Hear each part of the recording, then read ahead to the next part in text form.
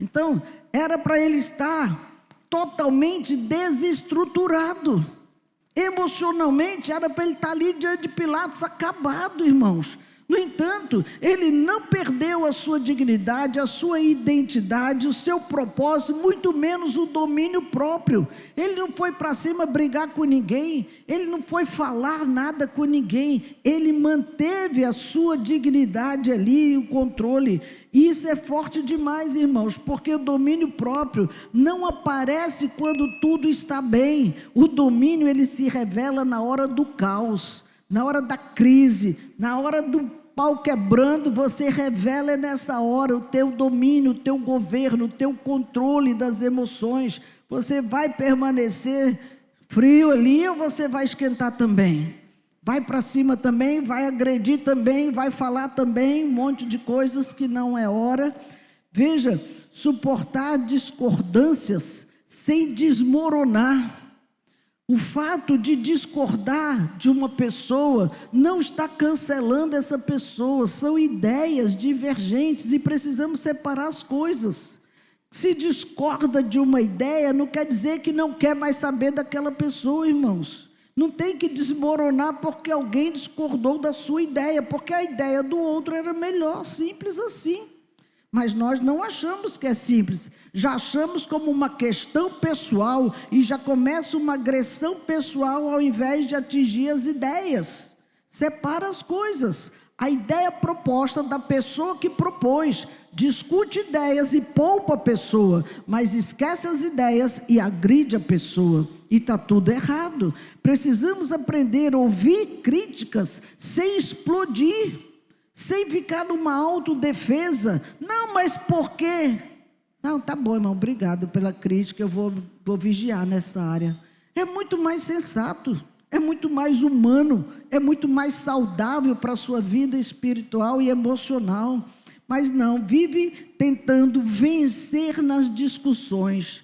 Irmão, Jesus nos orienta, não entre em vãs discussões, principalmente em relação à sua fé. Você falou, não quis aceitar, Deus te abençoe. Fique com a sua crença, com a sua fé, eu fico com a minha, vamos embora, está tudo bem. É escolha, e as escolhas são muito pessoais.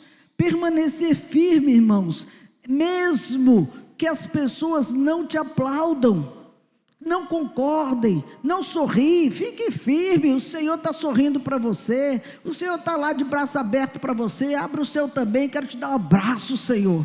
Mas não, fica tudo enrostinho, com a cara amarrada para quem está do seu lado. Não, queridos, isso fala de pessoas fortalecidas interiormente. Quando nós somos trabalhados nesta área, isso é possível. Jesus, ele tinha essa força adquirida das conexões que ele tinha com o Pai. Isso é muito importante. Ele mostrou a origem da sua força, irmãos, que ela não é vencer no grito, mas a força de permanecer inteiro quando tudo ao redor está desestabilizado. Eu vou continuar sendo quem eu sou.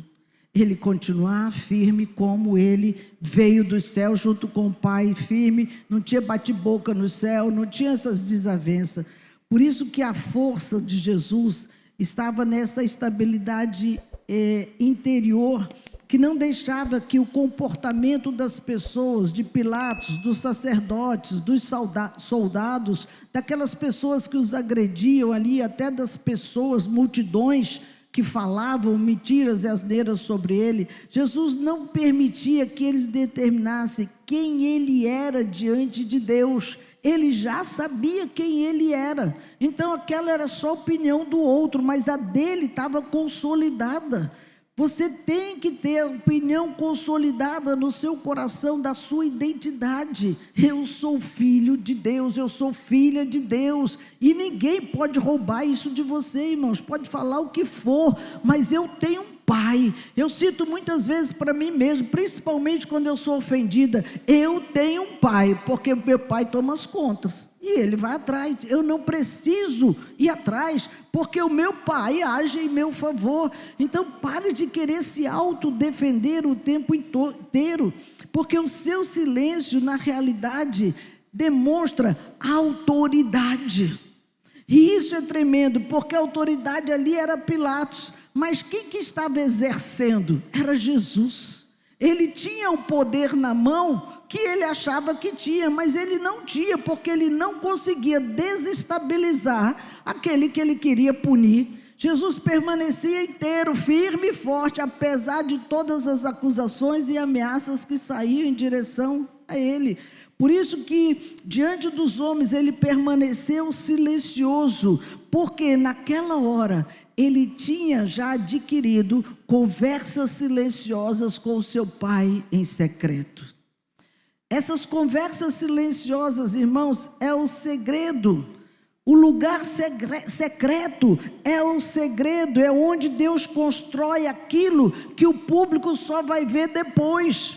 Quando você está lá com Deus, Deus está construindo um novo homem, uma nova mulher, uma nova natureza, que só depois, quando ele vier a público, as pessoas vão ver, mas a construção é lá atrás. A construção é na intimidade, é no papo que você leva franco com Deus todos os dias, abrindo o coração de verdade naquilo que você está insatisfeito até consigo mesmo e que precisa de mudança.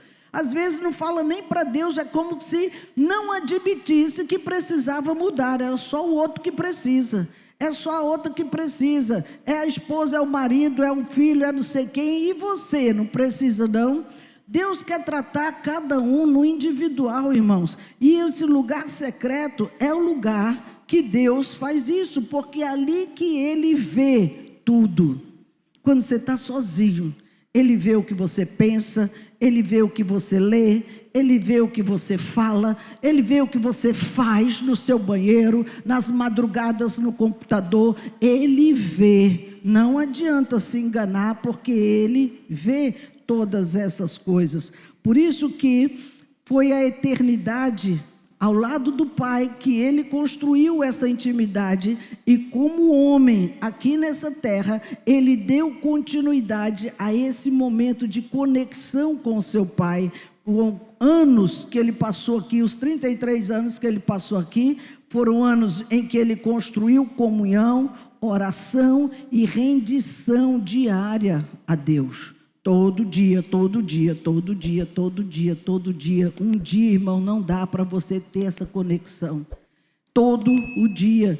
Quando você ama uma pessoa, você quer ver todo dia. Você não vê só uma vez por semana, que já ficou muito pouco, e começa a estreitar até que casa para viver todo o tempo juntos.